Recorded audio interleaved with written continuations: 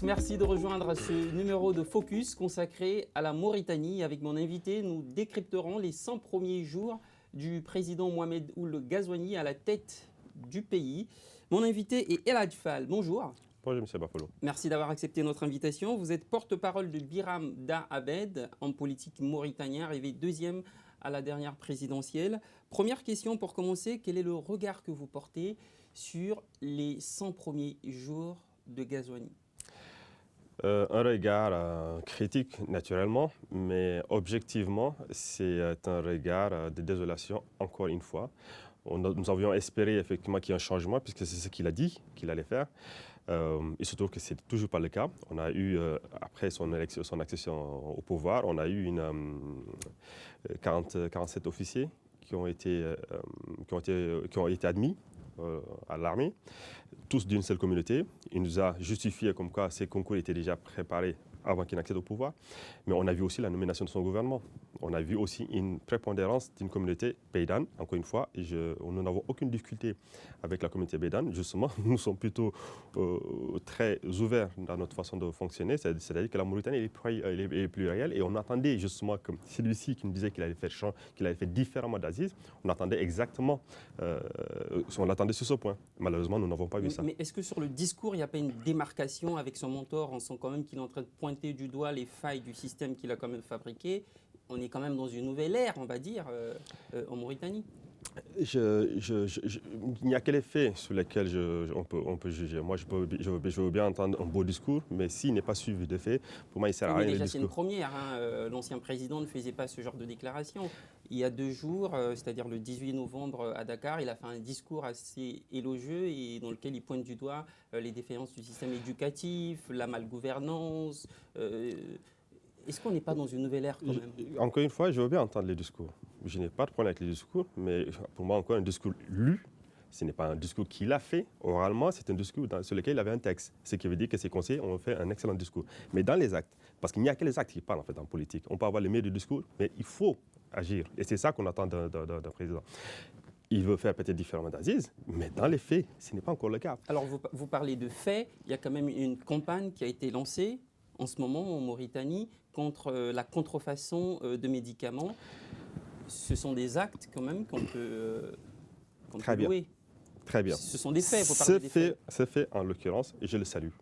Parce que quand quelque chose est bien, lorsque quelque chose est fait correctement, nous sommes les premiers à le saluer. En l'occurrence, cet acte est un bon acte. Mais, comme on dit, ce n'est qu'une branche qui cache tout le reste de la forêt. Et ceci est insignifiant par rapport à ceux sur lesquels on l'attendait, justement.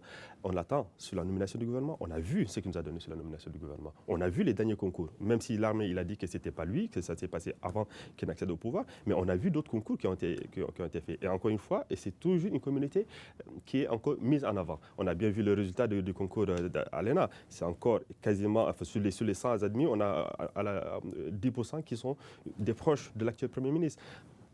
Dans les faits, nous avons exactement ce que nous avions combattu avec l'ancien président, pour nous qui n'est plus. Donc nous nous adressons à lui et malheureusement, on n'a pas encore ceux sur lesquels on l'attendait, tout simplement.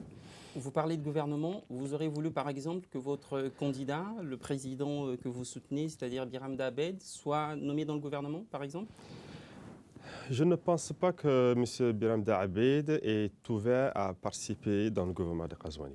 Si tous les opposants disent qu'ils ne sont pas ouverts à participer, que fait Ghazouani à ce moment-là?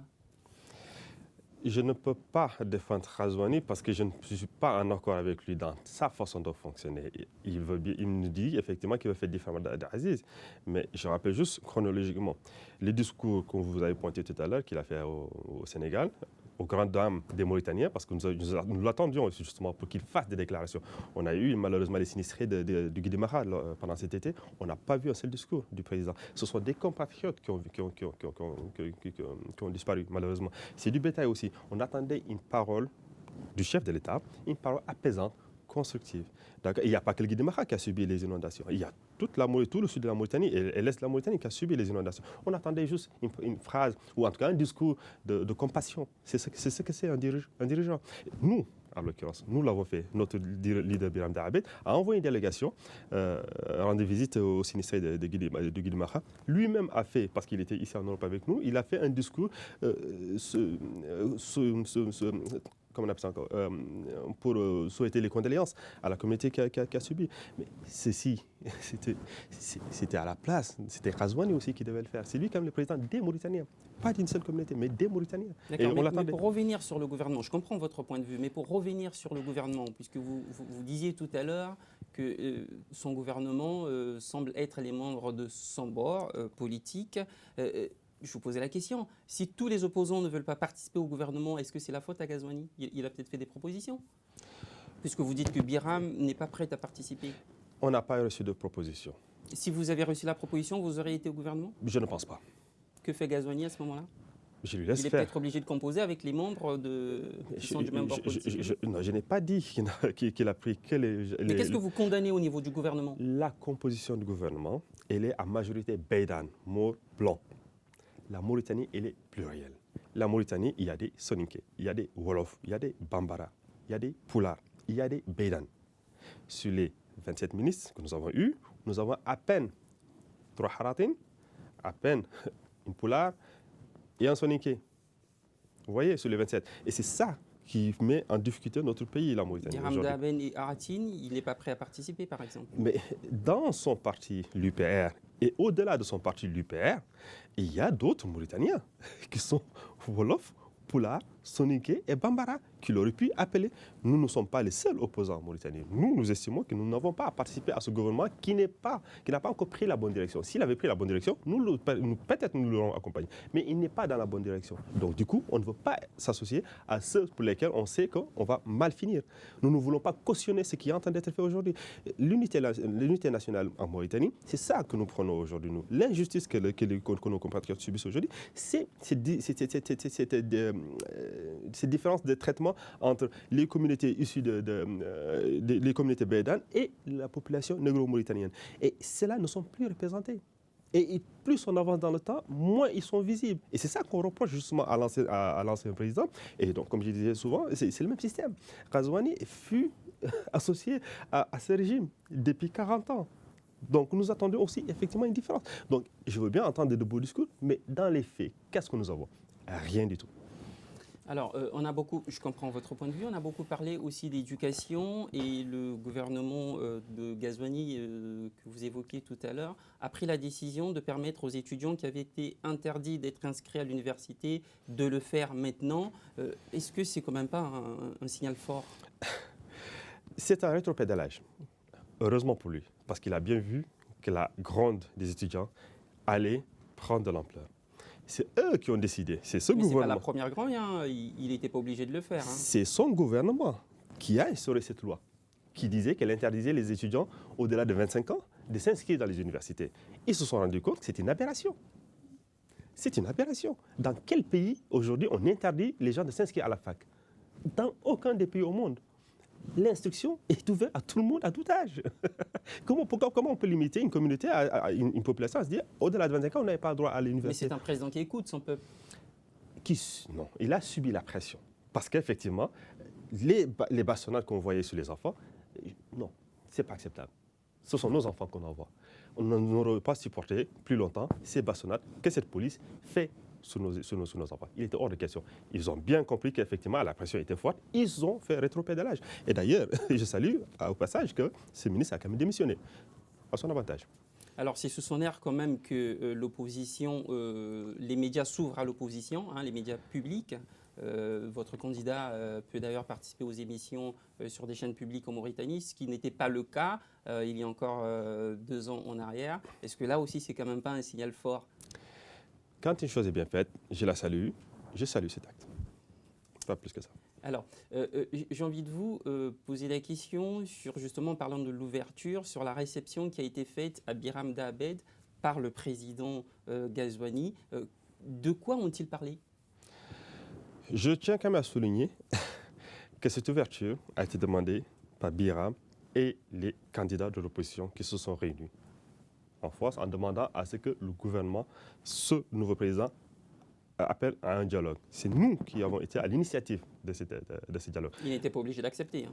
Certes, nous n'étions pas obligés aussi de la proposer, parce que nous avions la population qui voulait sortir dans la rue. Mais eux, en face d'eux, ils avaient des militaires avec des batteries anti-aériennes. Nous sommes contre notre propre population. Nous avions toute l'armée dehors, nous avons toute la gendarmerie dehors, nous avons toute la garde nationale dehors, nous avons toute la police dehors. Et effectivement, nous avons demandé, en tout cas notre leader Biram Daoul Abeid a demandé à ce que nos sympathisants ne sortent pas dans la rue parce qu'ils serviraient de chair à canon. Donc c'est nous qui avons été à l'initiative de cette demande de dialogue. Heureusement qu'il a entendu, mais de toute manière, je pense qu'il n'avait pas vraiment le choix. Pour l'instant, il nous a reçus, certes. Bon. De quoi ont-ils parlé? Ils ont parlé de la reconnaissance de notre parti, RAG, qui est issu du mouvement IRA, qu'a créé notre leader Biram Daoul Abeid. Comme il avait demandé aussi la reconnaissance du parti FPC de Samba Thiam, qui est aussi un opposant mauritanien. Nous avons demandé à ce que tous les détenus post-électoraux soient libérés. Ils ont été libérés? Dieu merci. Nous avons demandé à ce que... Il y a des avancées, hein, on peut le dire. Pas de torture. Mais on a un climat apaisé en Mauritanie, ce qui n'était pas le cas il y a encore quelques mois, quelques années. On peut le mettre quand même sous son bénéfice. L'attente est tellement grande que les petits pas de torture ne nous conviennent pas. Comme disait l'ancien président nigérian Olusegun Obasanjo, les oppositions africaines sont plutôt plus destructives que constructives. Est-ce que vous n'êtes pas en train de marcher sur ce sillon-là? Si vous reconnaissez quelques faits, mais est-ce que vous n'êtes pas trop en train de... Si nous étions destructeurs de notre pays, nous aurions demandé à ce que la population sorte après qu'on ait subi le hold-up électoral. Nous avons demandé à notre population de ne pas sortir dans la rue. Donc c'est nous qui sommes plutôt à l'initiative d'un climat apaisé. Et nous avons répondu à l'invitation que nous avons suggérée au gouvernement de faire. Et nous avons été, justement, reçus par le président. Nous avons eu un dialogue. Cela veut bien dire que nous sommes prêts à construire. Nous ne sommes pas dans le cas inverse. Mais vous n'êtes pas prêt à participer à un gouvernement d'union nationale? Vous n'êtes pas prêt à construire ensemble avec le nouveau président la Nouvelle-Mauritanie? Ce n'est pas d'actualité. Mais pourquoi ce n'est pas d'actualité? Ce n'est pas d'actualité dans le sens que cette proposition n'est pas encore arrivée. Mais encore une fois, quand nous voyons dans les actes, dans les grands actes, que nous n'avons pas encore le minimum que nous requérons, notamment le fait qu'ils permettent aux opposants ou des Mauritaniens, notamment Boulba Amatou et Ould-Dabbar ou d'autres, qui puissent rentrer en Mauritanie, ce sont des conditions d'apaisement que nous avons appelées. Donc nous attendons beaucoup de choses, encore une fois. Nous attendons aussi la reconnaissance de notre parti. Comment fait-il que... Nous sommes deuxième aux élections présidentielles. Nous sommes arrivés deuxième aux élections présidentielles, selon cette CENI, même si nous savions que nous avions beaucoup plus. Que ceci ne nous permette pas d'avoir la reconnaissance de notre parti. Mais en son jour, on peut dire que la Mauritanie a quand même fait un pas en avant avec Ghazouani. Est-ce que vous ne sentez pas une différence? Est-ce que vous ne sentez pas une différence avec... C'est cette différence que nous avions demandée, que nous avons sentie. C'est pour ça que nous avons accepté l'invitation d'être reçu à la présidence. Quelle est la situation des droits de l'homme en Mauritanie aujourd'hui? Je rappelle qu'il y a 2 jours, le syndicat des magistrats a dit qu'ils vont peut-être porter plainte contre Biram Daoul Abeid, sous prétexte qu'il a eu quelques phrases à l'encontre d'un juge qui a condamné, qui a remis l'esclave, selon le terme, l'esclave Metraille, qu'il a remis à ses bourreaux. D'accord? C'est un juge qui a remis, au lieu de protéger les victimes, c'est lui qui remet la victime à ses bourreaux en légitimant que l'esclavage qu'ils sont en train de la faire subir est légal en Mauritanie. Et c'est ce que nous avons dénoncé. Et aujourd'hui, les syndicats des magistrats se liguent comme une corporation, malheureusement une mauvaise corporation, même si je sais que pour autant, il y a d'excellents juges en Mauritanie, il y a d'excellents avocats en juge, mais malheureusement, là, cette corporation qui appartient à ce système a légitimé le fait que ce jugement qu'il a fait est légal.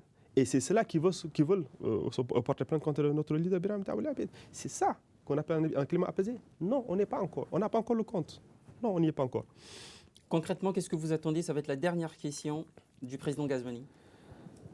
Nous attendons à ce qu'il assainisse les finances de l'État. À peine qu'il est arrivé, à peine 2 mois après son accession au pouvoir, il a déjà souscrit un prêt auprès du FADES pour construire une route entre Akjuj et Guidemra. Nous avons d'autres priorités. Nous avons un problème de santé, nous avons un problème d'éducation nationale, nous avons un problème de salubrité, nous avons un problème d'emploi. Nous avons besoin d'abord des primaires. Et les primaires, ce n'est pas la route. Les primaires, c'est d'abord l'éducation nationale. Voyez-vous la rentrée scolaire qui vient de se passer. Nous n'avons pas, on n'y est pas encore pour le compte. Nous avons encore des enfants qui n'ont pas encore le droit de s'inscrire parce qu'ils n'ont pas de pièce d'identité. Nous attendons beaucoup d'avancées sur ce cas. Mais on ne voit pas encore la bonne direction, malheureusement. El Hadj Fall, merci d'avoir accepté notre invitation. Je rappelle que vous êtes le porte-parole de Biram Da Abed, homme politique mauritanien, arrivé deuxième à la dernière présidentielle en Mauritanie. Madame, Messieurs, merci d'avoir suivi cette émission. À très bientôt sur ADN.